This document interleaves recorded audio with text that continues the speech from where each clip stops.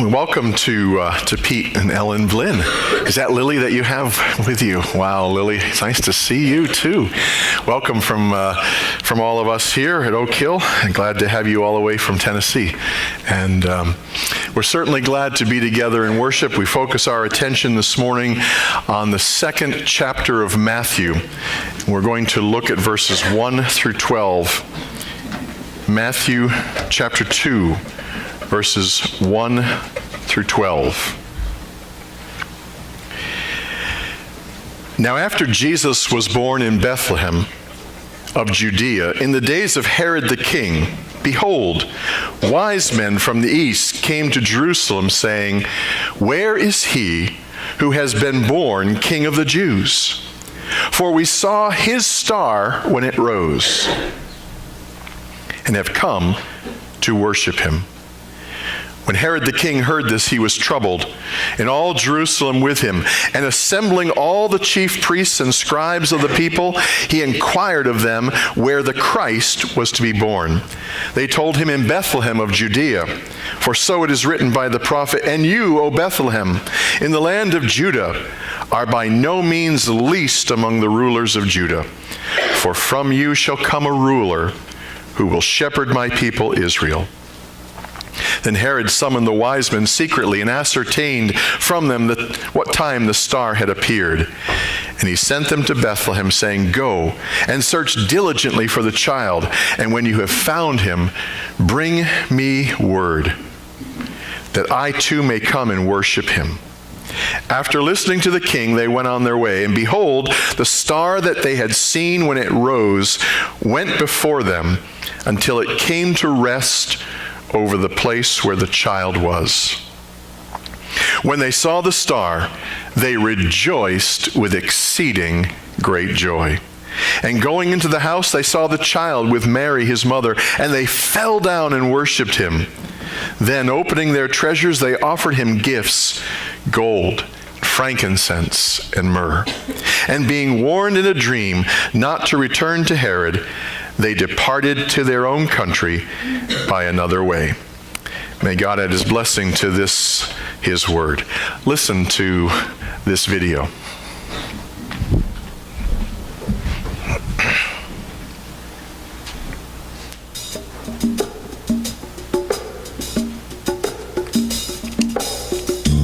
Royalty in search of royalty. Kings seeking the king. And yes, another journey. These men of wisdom detected something new in the heavens. They soon realized they were witness to a miracle, and when they saw the star, they rejoiced with exceeding great joy, and began the sojourn to the city of David, and an audience with the Holy Child. The mountains and valleys, it led them each night. A star of most radiant light. The wise men rejoiced as they journeyed afar to behold such a beautiful star. To behold such a beautiful star. When they saw the star, they rejoiced with great joy. When they saw the star, they rejoiced with great joy. When they saw the star, they rejoiced with great joy. They rejoiced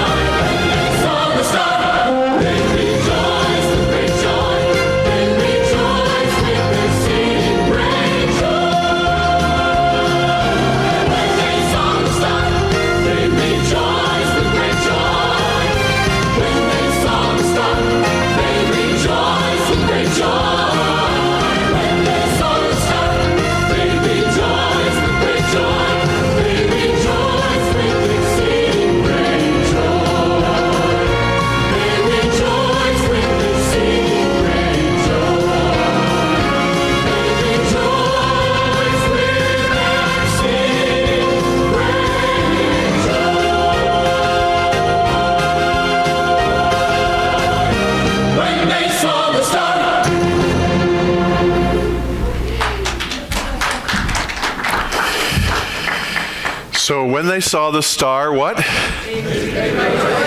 They rejoiced. Keep going. With great joy, with exceeding great joy. That's right. I have to tell you here, I'm a little bit troubled this morning, and it's only because there's a piece of tape right here. It says Pastor Glenn. And I'm not quite sure what it's supposed to mean. I mean, I know it's supposed to mean that I'm supposed to stand here. But you see, right in front of it is one that says Brian. And there's only about that much room between the two. So that's what I'm troubled about. I'm not really sure what it... I guess it's better that you're down there now, Brian, not up here. It's not going to work. That's because all the children's names for the musical are here on tape, and so I guess someone thought it would be wise to put me like right there, so that's where I'm going to be. Not sure I'll stay there. We'll see what happens. But I want to call your attention to the fact that the scriptures are very, very clear that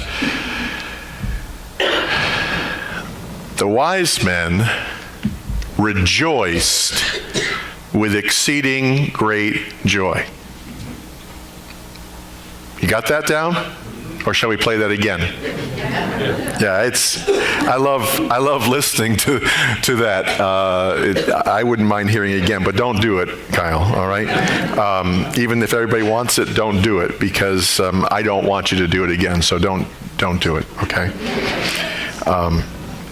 Even if everybody else says go ahead and do it, just don't do it, all right?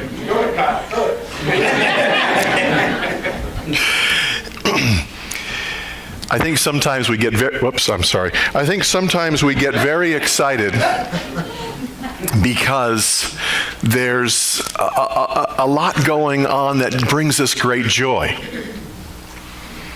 And we can very easily get wrapped up in that, and that's a good thing at times.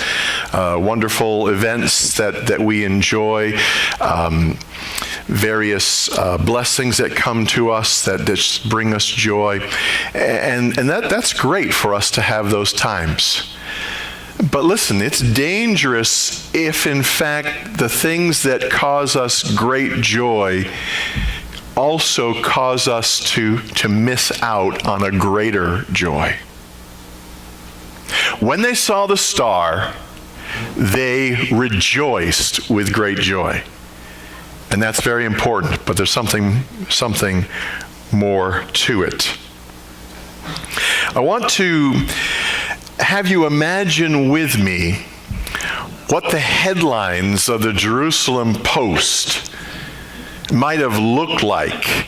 And so to help you imagine, I have a picture. Can you fathom that? From like the Jerusalem Post in, I don't know, it was probably March of like BC, like 4 BC. Go ahead and put the headline up there, please, Kyle. Yeah, right there, see it? Sunday, March 2nd, 4 BC. Foreign astronomers, well, I can only get a small snippet of it. You can't see the whole thing, can you? But listen, the rest of the headline goes, foreign astronomers seeking reason for unusual star. I mean, everybody's reading this in their paper. Yeah, I know you don't believe that, right? Let me show you a recent headline from the Washington Post. December 6, 2017. Trump recognizes Jerusalem as the capital of Israel. Amen. Did you catch that this past December 6th? Maybe you didn't see it until the 7th. Maybe you never saw it at all. Maybe you never realized that when the president shared what he did, he infuriated some people while receiving the praise of others, interestingly enough. When he declared Jerusalem the capital of Israel. That recognition that he had pledged in his campaign and made good on by what he shared. It's quite interesting, actually, because whether causing anger, angst, acceptance, or admiration, What President Trump did, I think, has significance that goes beyond our understanding. Some view it as dangerous, but others consider it to be so very wise. And isn't it interesting that Matthew speaks, of all things, about wise men, about a wisdom that certain individuals possessed. Interesting that the wise men have become such an inseparable part of the Christmas story. We have, and I don't know how many manger sets do we have in our home? We've lost count. We love Christmas, and we love decorating for Christmas, and we've got a number of major scenes. Let's say it's probably somewhere 6 or 8. I don't know how many it is. You'd probably say that's excess, and you're probably right. But if we ever found another one that we like, we might even venture to buy that.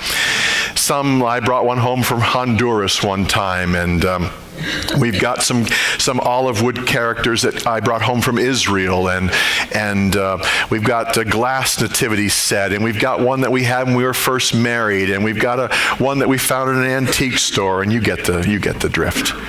And in many of them, you see the wise men who are part of that nativity scene. Well, let me give you a spoiler alert, okay? All right, you know what those are. A spoiler alert. So just be warned.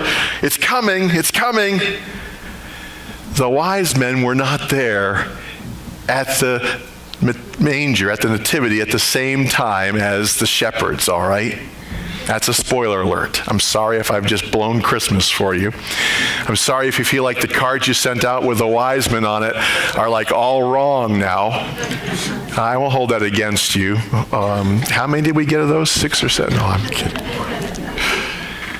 You know, I won't ruin Christmas for you by telling you that the songs that we sing about the 3 wise men are more the thing of lore than they are of fact. That's right. Yes.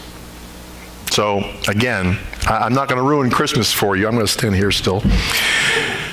This is really tough. Did you have something to do with this? She's always trying to get me to stand in one place. No, I'm kidding.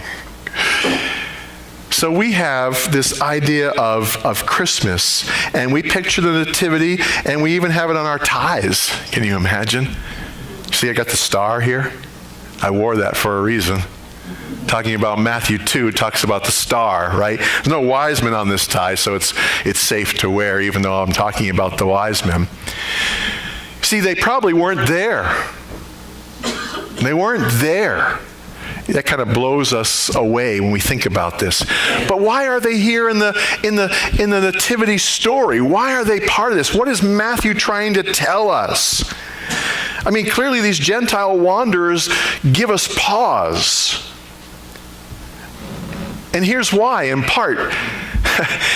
A gospel that's written to primarily a Jewish audience gives a lot of press, a lot of coverage to Gentiles, because that's who these wise men, these magi, from which we get our word magic. That's what they were. Interestingly enough, more than an intrusion into the narrative, these individuals are in Matthew's gospel because Matthew wants to remind his readers, and probably us today as well, modern readers, that Jesus not only came to save the Jews, he came to save people from every nation. Amen. And that's a message that we cannot forget. Which brings me back to the mention of Jerusalem as the capital of Israel, as the recognized capital of Israel. President Trump is saying what few others are willing to hear. Earthly Jerusalem, and I quote, has always been significant to Christians because of the places where Jesus ministered, and most importantly, where he died and rose again. This is the obvious and simple significance of Jerusalem to the Christian world. Although Jesus walked thousands of miles in his earthly life, not sure we ever realized that. I read some so-called experts' account that Jesus probably walked over 200,000 miles in his short life. I don't know how they determined that fully. But aside from going to Egypt, which is next week's text, by the way, what we recognize is that Jesus, even though he walked thousands and thousands of miles, never traveled more than 100 miles. Again, aside from going to Egypt, never traveled more than 100 miles. And that would have been an extreme distance. You see, it was in and around Jerusalem where most of his life and his ministry was centered, from his birth in nearby Bethlehem, about 6 miles from Jerusalem, to his crucifixion outside the city's walls. Helen, the mother of Constantine the Great, built churches in Jerusalem in the 4th century in order to commemorate those events in the life of Jesus. And it's why every Christian from every denomination on earth longs to, in many cases, and is able to, in some cases, visit Jerusalem and see those sacred sites that people have flocked to for centuries. But what we see here in Matthew's gospel in the 2nd chapter is not just a random thought, but rather has its fulfillment in the promise of God and the actual fulfillment of that 2,000-year-old promise at that time, where God made a promise to Abraham. His promise to do what? To bless the nations. Jesus came to be the Savior of all nations, of all people, not just one nation, one people. And so we come to the point of our text this morning, and it's simply this, that Jesus is the object of all worship and worthy of worship by all nations. But of course, the stark reality is that not all nations, not all peoples worship Jesus. In fact, some people despise him, quite clearly so. We see that, interestingly enough, in today's text. And in contrast to the worship of the wise men, we encounter King Herod, who was Herod the Great. And Herod wanted to destroy Jesus and made every effort on his part to do so, as we will go on to see next week. Let's talk for a few minutes and focus our attention on these wise men. Who were they? Well, we don't know. Where'd they come from? Well, we don't know. Say, well, not being very helpful. I know. But that's the kind of thing that we get fixed on. We want to know who, we want to know where, and all those sorts of things captivate our attention. And Matthew doesn't tell us those things because they're not pertinent to our knowledge. We don't know who they were. We don't know where they came from. We don't know how many there were. I know. There were 3, right? That's what the carols tell us. Not the scriptures, but that's what the carols, Christmas carols, tell us. We don't know their names. We don't even have any idea that they were kings. Although again, one of the carols, we 3 kings of Orient are. The text simply says they were magi, they were wise men. As wise men, though, let's not miss the point and understand what it is that Matthew's being very, very clear to tell us. These were men who were skilled in philosophy, in natural science, possibly even in medicine. These were a unique and a scholarly group, learned individuals, interested in interpreting dreams and capable of reading the signs in the sky. These were astronomers. and they understood what it was they were seeing in the heavens.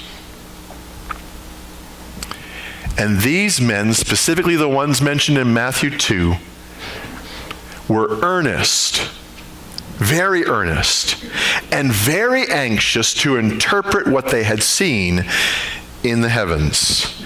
And that is what led them to follow a star. In all likelihood, a wonder in the heavens, probably not ever experienced before in their lifetime, called a supernova. We understand that today in terms of what a supernova might be. And that certainly is an explanation for what they saw. A star unlike any other star, a light unlike any other light. Something so significant that it captivated their interest and captured their attention and compelled them to follow it. And thus they did. These were probably people from Persia who traveled not likely on camel, but on Persian horses, strong horses, mighty horses that allowed them to travel great distances and to do so in a timely way. But listen, they were not present at the birth of Jesus. So you can, if you wish, keep your wise men at the nativity scene, but just push them a little bit off to the side. Okay? They're not quite there yet. In fact, Jesus is not likely that newborn infant that the shepherds saw when the wise men eventually find him. In fact, some believe he could be between 2 months old and perhaps almost 2 years old. This was not a quick trip that these magi, these wise men made. This was an extensive time of travel and searching and seeking for the source. And that led them, this star, this supernova, led them to Jesus. Now I want you to consider King Herod. He's the other figure in our text. Do you know King Herod is called the villain of the Christmas story? He is known as a ruthless man. Oh, he had incredibly capable leadership abilities, but he was a vile and hated man. He was fond of splendor. He spent great sums of money on building projects, many of which are still available and evident today. He would raise great sums of money, and he would build enormous buildings as a tribute to others that he deemed important. You're getting all kinds of messages this morning, aren't you? Maybe the Lord's trying to tell you something. I'm not sure what they say, but maybe the Lord's trying to tell you something. Some of his works include the city of Caesarea Maritima, or Caesarea by the sea. And some of us have been there, and it's an incredibly complex place, beautiful seaside setting with incredible engineering feats that took place, again, because Herod the Great. Some of you have heard of Masada. I remember when Pauline Bickford traveled to the Holy Land, and I asked her to bring me back some pieces of pottery or rocks and things that she found, and she brought me some pieces of pottery back from Masada. Masada is a hilltop fortress, an impenetrable, or believed to be an impenetrable palace retreat and refuge for King Herod. Just an amazing accomplishment. Herod was one who had these places built. But in all of his works, what he's best known for is the temple reconstruction in Jerusalem, known as, of course, Herod's Temple, where he did an incredible amount of preparation and work for this just impressive facility. But of all that could be said about Herod, one thing is very clear. He was a man who was easily filled with rage and was at times like a raving madman, responsible for the death of his wife and of his own sons. We have the wise men on the one hand, and we have King Herod on the other, and we have a contrast that couldn't be any greater. These are individuals that are day and night opposite from each other, especially not for what they were like merely, but for the way in which they reacted to the birth of Jesus. Let's take a look at the wise men's response. Look with me at verse 2 in Matthew chapter 2.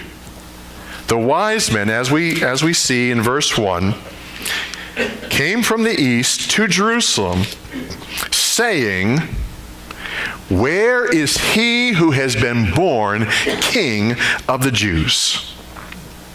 They want to know where he is. "For we have seen his star when it rose. We saw his star when it rose and have come to worship him." You see, when the wise men finally reached Jerusalem, the question that they asked is so beautifully pointed. Where is he? Where is this King of the Jews? They wanted to know where they could find the one for whom the star had appeared. They were searching for the promised Redeemer. These are Gentiles, not among God's chosen individuals, the Jewish people. They were searching for the promised Redeemer because the God of creation had placed a most unusual star in the sky as the fulfillment of a prophecy that somehow these astronomers knew. Listen, this can only be explained.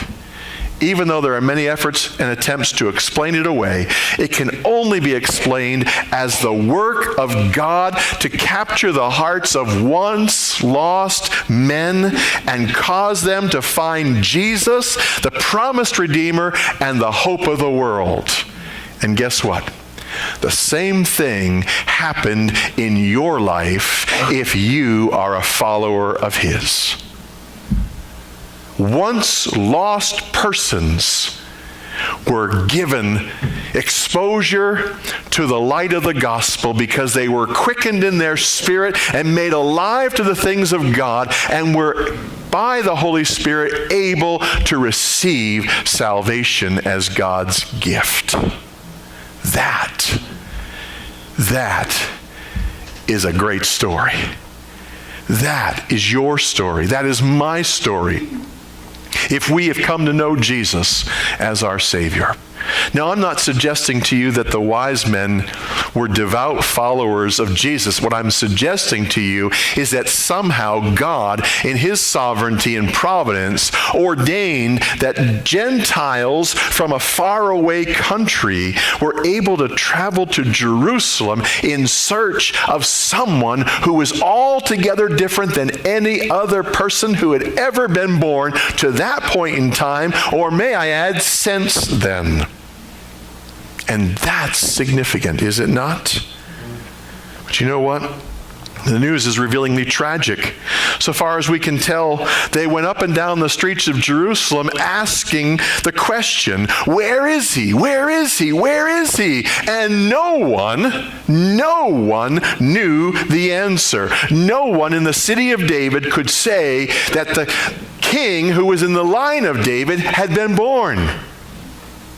No one could tell them. Isn't it interesting that Peter reminds us that we are to always be prepared to give a defense for the reason, for the hope that is in us? Because people are searching, and the only way they'll know is if those who know him tell. Not only did they get no response, it's evident from our text that no one even wanted to know the answer to the question that they were asking. Yet they persisted. Now let's go over to King Herod, starting at verse 3, again in Matthew chapter 2. When Herod the king heard this, why did he hear it? Because there was news throughout Jerusalem. Here are these men from a foreign nation, probably strange in appearance, or stranger in appearance, certainly. Obviously not local residents. And they're asking the same question wherever they go. Herod hears about it, and Matthew makes it very clear to us. When Herod the king heard this, he was troubled, and all Jerusalem with him. And assembling all the chief priests and scribes of the people, he inquired of them where the Christ was to be born. Wow. If we didn't look at this story from this side of things, we could be tempted to think that Herod was sincerely interested in Jesus. Right? I mean, he's sincerely interested in finding Jesus. But listen, that's a problem for many. They present an image of being serious about Jesus, about knowing and following Jesus. Much like Craig said, until he gets cash in hand, there's no ticket for you. Because a lot of people say, yeah, I'm really serious. How many people took home a Christmas box for Samaritan's Purse because you were serious about it, but you never filled it and never brought it back in? We had over 100 boxes taken. Now, we gave out a great number of boxes, or gathered a number of boxes. I think 50 some odd boxes, wasn't it? Something like that? But listen, over 100 boxes were taken. So somewhere along the line, there was a disconnect, and that's true of life. We're often serious about things, but we don't follow through with them. Our actions don't line up with our attitudes, and we have to recognize that that's a reality. So it was in Herod, in Herod's life, in his experience. See, many people are expressed an interest in following Jesus and knowing more about him. But oftentimes, until their own beliefs are threatened, their own positions are challenged, and then they don't want anything to do with them. And so it is with us at times. Herod learns of the wise men. He calls them to himself, and he says this. He says, go to Bethlehem. Go to Bethlehem, and when you find him, that is this Jesus, come back and tell me where he is, that I may go and what? Worship him. That's what he's telling them. He wants to go and worship him. Like Herod was ever serious about becoming a follower of Jesus. Of course he wasn't. There's no way he was. Some people say, well, you know what? It's possible he could have become a Christian. I mean, after all, wouldn't it be great if Herod became a Christian and all Judea became Christian? And wow, I mean, wouldn't it be amazing? Because if all Judea became Christian, then the whole Roman Empire would become Christian, and all the suffering and all the persecution would stop, and everyone would be safe, and wouldn't life be grand? And that's what some Christians want. And that's what many Christians think Jesus came to do. That's what many people think, Christian people think the United States is. It's a Christian nation. It's a safe place to worship as we please. Listen, let me tell you something. That's the Judge Roy Moore version of Christianity. And it's called Christian nationalism. And it's extremely dangerous. Let me read this to you from the Washington Post. This is a direct quote. The earlier Washington Post headline I made up, that was just made up. I couldn't find any headline, but I knew there were some. I quote from the Washington Post. Part of Judge Moore's campaign strategy was to appeal to Christian nationalism, the belief that God has a uniquely Christian purpose for the United States. And of course, Judge Moore is a professed believer, and he was absolutely looking for the Christian vote, and he received it. Over 80% of evangelicals in exit polls voted for Judge Moore, in spite of the fact that he was alleged to have done horrific things. Why? Because he was a Christian, and he represents this ideal. Do you realize something? I didn't know this. That Senator-elect Doug Jones is also a Christian? And from what I read, his goal is to treat people as Christ would treat them. Interesting, isn't it? I mean, you wouldn't have gotten that from the coverage. You would have thought one was like Jesus Christ and the other was absolutely the most pagan person around. You see, the worst thing that could happen to our country is if Christianity were to become the religion of the state. You've got to understand this. That's what happened in the Roman Empire under Constantine. I referred to him and his mother, Helen, earlier. And while it had many positive benefits, it may have been the worst thing for the church in the long run. You see, much like the church in America today, we have become complacent in our faith because it's very easy for us to believe. It costs us nothing to worship God. Our life is not in danger. But literally right now, around this world, men and women risk their life to worship Jesus. Their life is in danger. We're not persecuted. We can go to church and worship where we please. And if we're offended or don't like something, we can go to another church that meets our wants. And sadly, we are immune to the desperate cries of the lost and don't feel compelled to share Jesus. And I am as guilty of this as others here. People do not come to know Jesus by joining the church. They do not come to know that the Lord by being baptized. They do not come to know Jesus through the Lord's Supper. They do not come to know Jesus by being a good citizen or by being a good church member. They do not come to know Jesus by being educated, even by having a reformed theology, which I think is a good thing. These things may have merit and have value in their place, but I submit to you,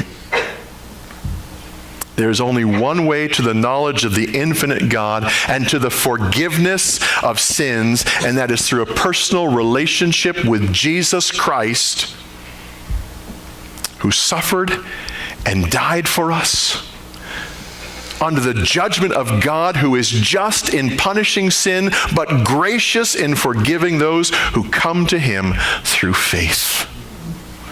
That's the gospel. On the day of Jesus' birth, 400 years of silence was broken by the cries of the Son of God. Do you hear what I'm saying? We don't have this understanding. It's not something we carry with us. There was a period of 400 years between the end of Old Testament and the beginning of New Testament in terms of God speaking. 400 years of silence from heaven. No prophets. No word from the Lord. Nothing. 400 years.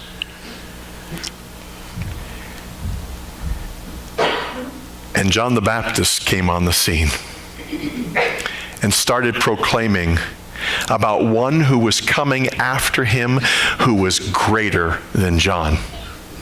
One whose sandals John was not worthy to tie.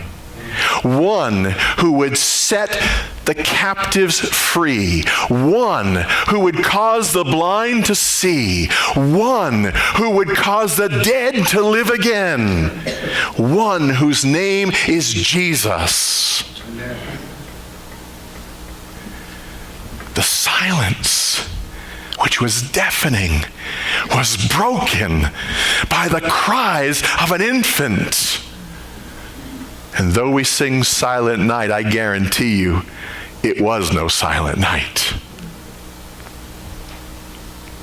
That baby was heard, crying like every baby cries, hungry like every baby's hungry, in need of changing like every baby is in need of changing, desiring to be held and nurtured and cared for by the one who brought that child forth into this world.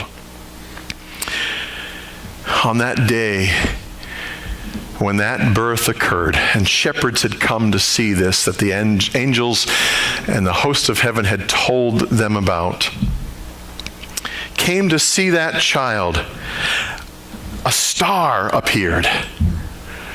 And it individuals from a faraway place to begin a journey that they did not cease until that star led them to Bethlehem, where Jesus was, however old he was, whatever age he was, until they came face to face with this child king. Listen, there are only two responses when it comes to the knowledge of Jesus: resistance to Jesus or relinquishment to Jesus. That's it. There's no other place. You can't find yourself kind of neutral concerning Jesus Christ. No one can disregard him. Even in indifference to Jesus, we show our inner leaning. Knowledge climaxes in the bowing of the head and the heart. To know Jesus is relinquishment. It is not simple faith in God. It is surrender of all control to God. Amen.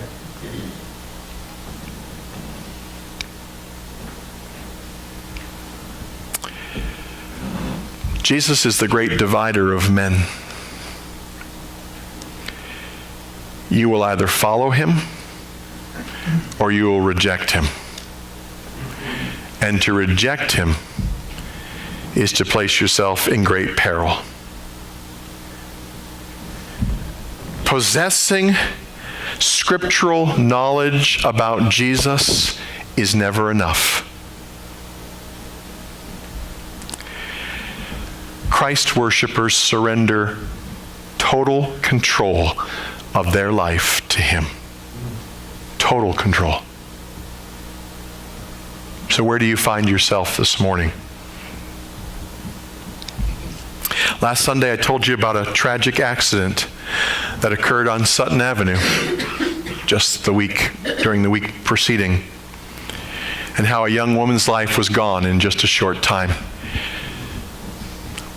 This morning I want to tell you, for those that don't know, and many of you I'm sure do, that just down the road here, last Thursday evening, an elderly woman was killed in a house fire, just hundreds of feet down the road. Why do I say these things? You see, all around us every day are reminders that life, however long it is like a vapor. It's here today and it's gone tomorrow. And if we can't get serious about Jesus and what it means to worship him and what it means to know him, and that involves surrendering all control to him alone, everything. Giving the right to your life to him, because that's what being a follower of Jesus is. Trusting him to handle the stuff that seems beyond imagination, beyond belief, and allowing him to work in and through your life in such a way that he will always get the glory.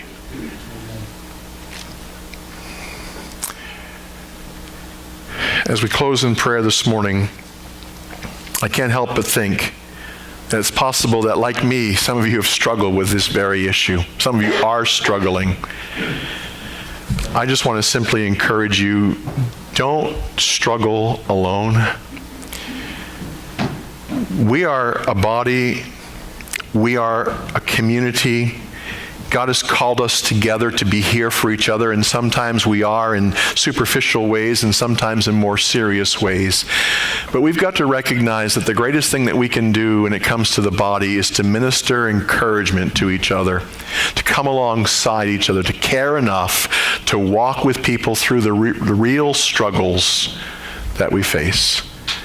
Because there's not one of us here who's arrived.